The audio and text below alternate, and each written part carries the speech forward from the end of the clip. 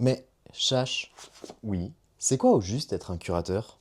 Je vous explique. Curateur, c'est un mot que j'emploie très régulièrement, mais peut-être que vous ne savez pas à quoi ça correspond. Le rôle du curateur, en soi, c'est de transformer un ensemble d'objets en expérience.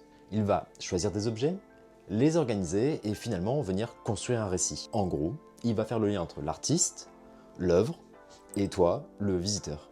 Il y a plusieurs missions qui sont confiées au curateur, mais 3 sont principales, et la première c'est évidemment la sélection. Sélectionner quoi montrer et quoi laisser de côté.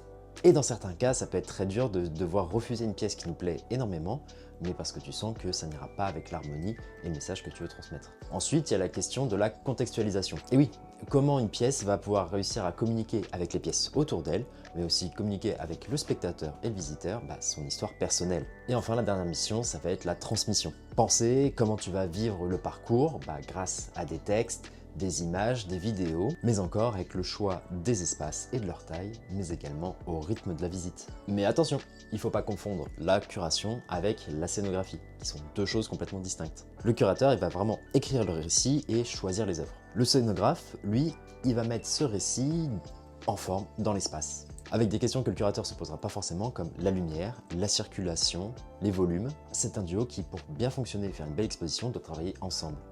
Un peu comme au théâtre avec l'auteur et le metteur en scène. Finalement, pour résumer, être curateur, c'est un peu plus comme être un scénariste. Tu n'écris pas les œuvres, mais tu écris la manière dont tu souhaites qu'on les découvre. Et c'est difficile de céder en tant que designer à un curateur sa pièce pour la mettre en exposition, parce que tu sais pas comment est-ce que ton travail va-t-il être mis en avant et en valeur. Et de notre côté, c'est un très grand stress pour le curateur de bien rendre hommage et compte à la pièce du designer. Mais le mieux pour comprendre tout ça, c'est que la prochaine fois que tu vas faire une expo, tu cherches à te dire mais quel récit le curateur est-il en train de me raconter? C'était Chash, ciao.